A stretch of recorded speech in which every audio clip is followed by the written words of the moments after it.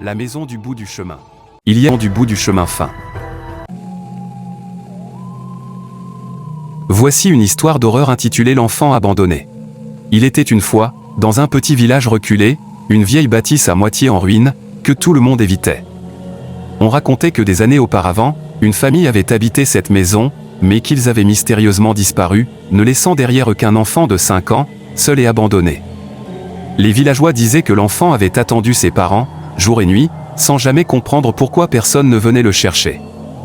Finalement, il serait mort de chagrin, seul, dans l'obscurité glaciale. Depuis, la maison était déserte, mais les rumeurs allaient bon train. Certains disaient qu'on entendait encore les pleurs d'un enfant à la nuit tombée.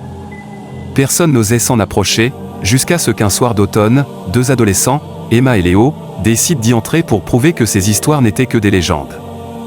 Ils s'introduisirent dans la vieille maison, armés de leurs lampes torches et de leur téléphone pour filmer leur expédition. Dès qu'ils pénétrèrent dans le hall poussiéreux, un frisson les traversa. Le silence était total, lourd, comme si la maison retenait son souffle. Ils avancèrent prudemment, éclairant chaque recoin. Des toiles d'araignée pendaient au plafond, et les murs, autrefois peints en blanc, étaient noircis par des moisissures. En arrivant dans le salon, ils aperçurent un vieux berceau en bois, couvert de poussière, et une petite couverture déchirée en boule au fond du lit. Léo, en plaisantant pour détendre l'atmosphère, murmura « Oh regarde, le petit est encore là, on dirait. » Mais aussitôt, un froid glacial envahit la pièce. La température semblait chuter brusquement, et ils sentirent une présence autour d'eux. On devrait partir.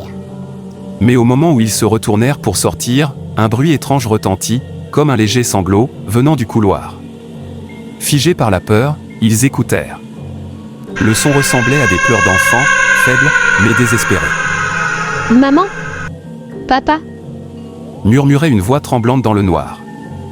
Leur cœur battant à tout rompre, ils décidèrent d'aller voir, poussés par une curiosité morbide.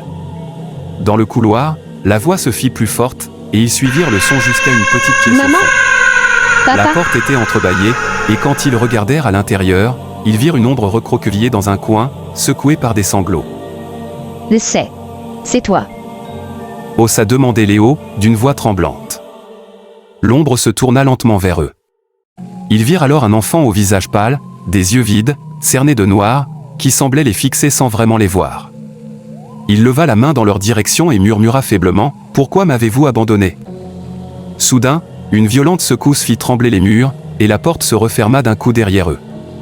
Le visage de l'enfant se transforma en une expression de rage déformée, et il hurla, les yeux emplis de haine, « Vous m'avez laissé seul !» Pris de panique, Emma et Léo tentèrent d'ouvrir la porte, mais elle était comme scellée. La pièce était devenue glaciale, et la voix de l'enfant résonnait à leurs oreilles comme un cri d'agonie. Le sol se couvrait de larmes sombres, et des ombres semblaient ramper sur les murs, se rapprochant d'eux. Avec une force désespérée, ils parvinrent enfin à forcer la porte et se précipitèrent hors de la maison, fuyant dans la nuit sans jamais oser se retourner. En sortant, ils entendirent une dernière fois la voix de l'enfant, hurlant dans le noir. Ne m'abandonnez pas. Ils atteignirent enfin le village, tremblant, le visage blême, jurant de ne jamais reparler de ce qu'ils avaient vu. Pourtant, depuis cette nuit, quelque chose semblait les suivre, une présence invisible, glaciale, qui apparaissait parfois dans leurs rêves, leur murmurant. Pourquoi m'avez-vous abandonné? Ils n'ont jamais su si c'était la réalité ou un cauchemar. Mais même des années plus tard, ils continuent d'entendre, dans le silence de la nuit, les pleurs d'un enfant cherchant désespérément ceux qui l'ont abandonné.